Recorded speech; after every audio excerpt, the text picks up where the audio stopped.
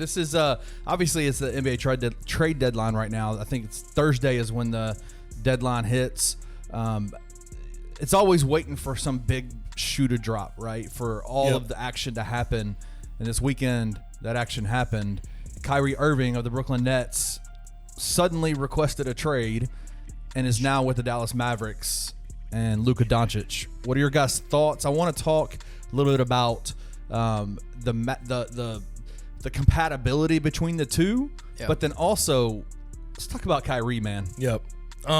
So when we look at this trade on face value, and here's what I will say before we even get into this conversation. When we're talking winners and losers of a trade, you don't know until a year or two down the road what that actually looks like. So when we pick winners or losers, these are projections, and people have been wrong before. That's how that works. But I'll say this.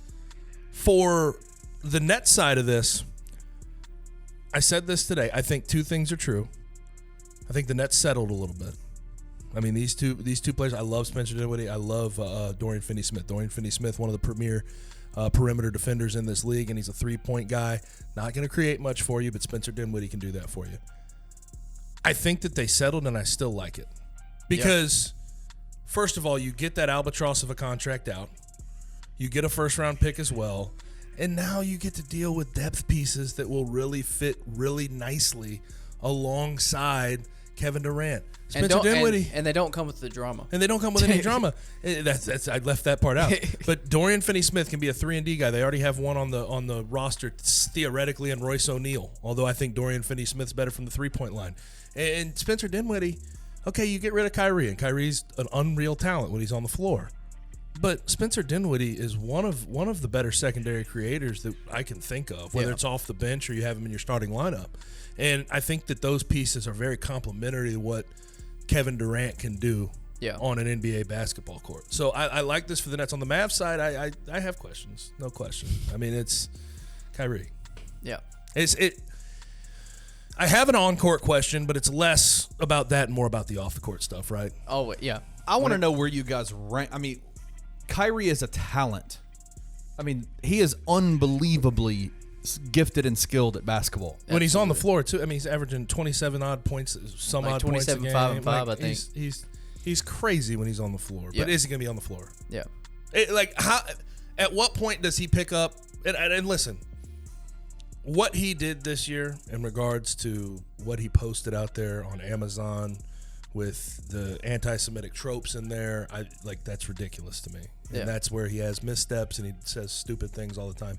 I do think there's an element to him, though, where it's like, I don't want to bash too much and harp on that because he really does do good things out in the community. He really does try to pick up causes. But at some point, those causes get in the way of him being on the floor. Those causes consistently put him in a bad position where he's burning bridges with multiple franchises. And I get in some situations, guys need hard resets, and they need to say, okay, well, I need to get out of this situation I'm in. I don't really like it. Yeah. I don't feel comfortable with the front office, the ownership, yada, yada, yada. But for Kyrie, I don't know if it's about that. I think it's more about him wanting to have free reign over everything and getting a new contract. And he was mad that they wanted for him to have a prove-it year. And it's like, dude, you need to go prove it. Right. You haven't played but 50 games the last 2 years. Yeah. You have to make something happen. Yeah.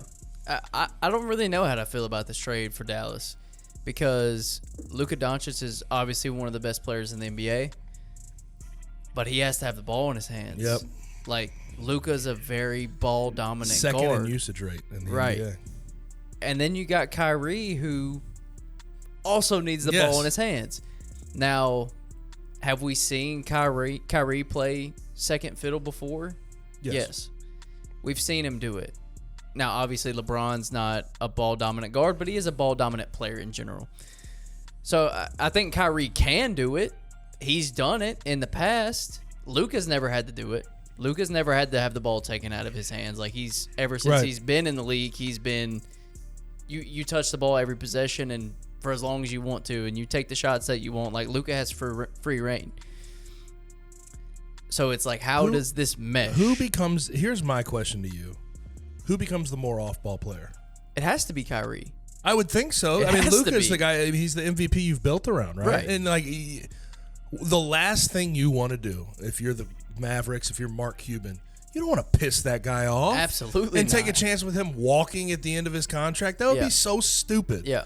If this jeopardizes that long term, I think this will go down as one of the dumber short-term moves in NBA history. Absolutely. But I mean, let's look at the flip side of it, because we don't know how it pans out. We have no idea. We can have all the, all of the ideas in the world, but if somehow Kyrie buys in to being, to playing second fiddle. I love how he says somehow, Kenny. I love how he says if somehow he figures I mean, out. I do think it's more far-fetched than the alternative. I do too. The only stop that Kyrie's had where he's done that is Cleveland, which he was younger at the time and he was playing with LeBron James. And then he goes to Boston, and we know there was fallout there, and then he goes to the Nets, and we know there was fallout there. Yeah. So it's like, can he do it? Can he say, I get it, I understand, I just want to come in, do what I can to help the team win a championship? If that's his mentality, then this could be, one of the best 1-2 combos in the league. And I think we talked about it even before we got on air today. Dorian Finney-Smith and Spencer Dinwiddie pale in comparison to anything we've seen Kyrie do on the floor. Absolutely. But it's about getting Kyrie locked in. That's all it is. And it's just, there's so much history here now at this point where it tells us he's not. There's going to be okay, maybe he has a stretch of 12 to 20 games where he's locked in, ready to go. But at some point, there's some derailing. There's some cause he picks up. There's just something that happens that makes him stray from the course. Same thing we saw with Kevin Durant. Like, there was a lot of times where they were on the floor together, and it was beautiful, and it was perfect, and it worked out very well. And it, like you're mentioning, every time it felt like it started to pick up some steam, something happened to derail that. So with his talent, and this is legacy talk here, this is NBA legacy talk. He's a first ballot Hall of Famer, Kyrie Irving. Yeah. He's in. He's a legend already. Legend. But through the waning years of his career, if he doesn't find a way to manage all of the away from basketball stuff in a healthy, reliable way, he's going to be remembered differly. Absolutely. There's no doubt about it. I mean, you'll remember all of the nastiness and how hard he was to work with and all the bridges he burned. It'll always be Kyrie Irving was a great player, but yes, he's a champion. He's an all-star this many times. He was all-NBA this many times. But yeah, that's a bothersome part about the legacy talk with him, is because he's got to find a more healthy approach to deal with all of his because he could resurrect it.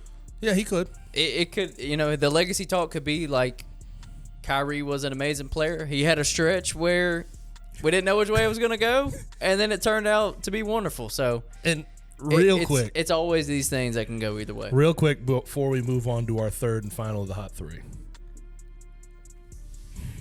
I don't want to overstate it, but I think this is fair. I want to hear your thoughts on it. Is this the worst failed Big Three super team experiment in the history of the NBA? The Nets? Yeah. I mean, yeah. And they've had one before. It was like Darren Williams and KG and Paul Pierce in their waning years. Yeah. But whatever. I would say yes, because super teams started in 2008. I mean, this is James Harden. And maybe he lost a step, but he's still James Harden. Right. Kyrie, who's still at the peak of his powers if he's on the floor, and KD. Katie, who's still whatever with the injuries, that didn't stop him at all. Maybe he's gotten injured more, but when he's on the floor, he's still fantastic. He's still unbelievable. He's still one of the best scorers, if not the best scorer we've ever seen in the NBA. So, I think it really is. It failed miserably. The worst one, because, what was it? Gary Payton with the Lakers for some years, and who else? Karl Malone was there, but they were old. Right. Dwight Howard, Steve Nash. They were getting up there in age. Kobe. But the real first super team Miami was Heat. No, it was the Celtics. Oh, the Celtics with the. And I wouldn't Garnett. call it real first, but that was the first one where they went and got outside help for everything. Because KG, Pierce, and Allen, yeah, there were super teams before that, but they really went out of their way. That was that was the first time where it was damn. Yeah. They're going and making moves to win championships. And they did. And then obviously the Heat's the marquee one. But this one, it's all these guys, if they're on the floor producing, there should have been no issue for them winning a championship. No. Just one. Not at all. Just not even. It shouldn't have been a roadblock. Yeah.